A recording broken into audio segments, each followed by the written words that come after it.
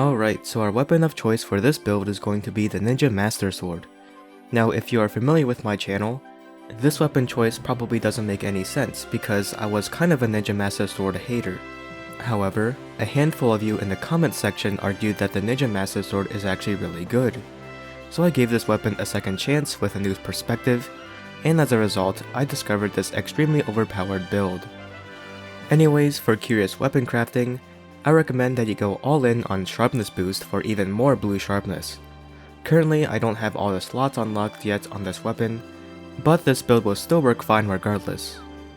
For armor pieces, we have the Silver Rathlow's helm, Risen Kushala chest, Risen Kaiser arms, Risen Kaiser waist, and Risen Kushala legs.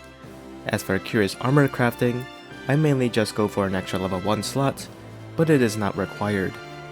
The charm I'm using has a level 3, a level 2, and a level 1 slot. The Carving Pro and Part Breaker is just a bonus. And finally, for decorations, you'll need 1 critical, 1 razor, 1 mind's eye plus, and for the rest of your available slots, you will go all in on defense jewels. This results in the following build. Since we crit 100% of the time with this weapon no matter what, Crit Boost 3 is an obvious inclusion.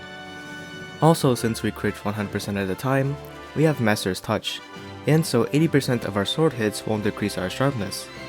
On top of that, we have Razor Sharp, which is another 50%.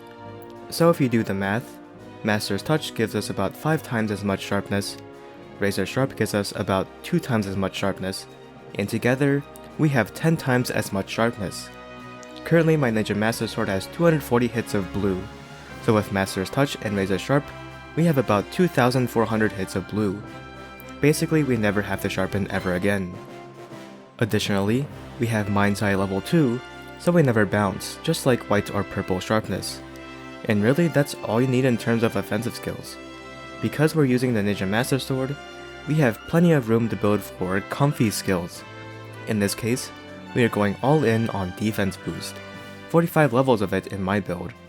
And as you can see, that's why this is an immortal build, since you are obviously never gonna die with 45 levels of defense boost. Oh, and before the meta slaves start screaming at me, I do have attack boost in this build, so no complaining please. Now after using this build for a few hunts, I have to say that this is the best sword and shield build of all time. Yeah, sure, the hunts take about 55 to 56 minutes longer than it usually would if I were to say, use the Frostcraft build I showcased in my Frostcraft Sword and Shield video. However, I have yet to faint once, and I have yet to fail a quest. This build is just so comfy, so easy to use, and super duper comfy. I can't believe how comfy this build is, and I really hope you give this build a try because it's just that good. That is all I have for this video. If you agree that this build is very comfy, or if there is something else you want to add, leave a comment down below. Like this video if you enjoyed it, subscribe if you aren't already subscribed, and I'll see you next time.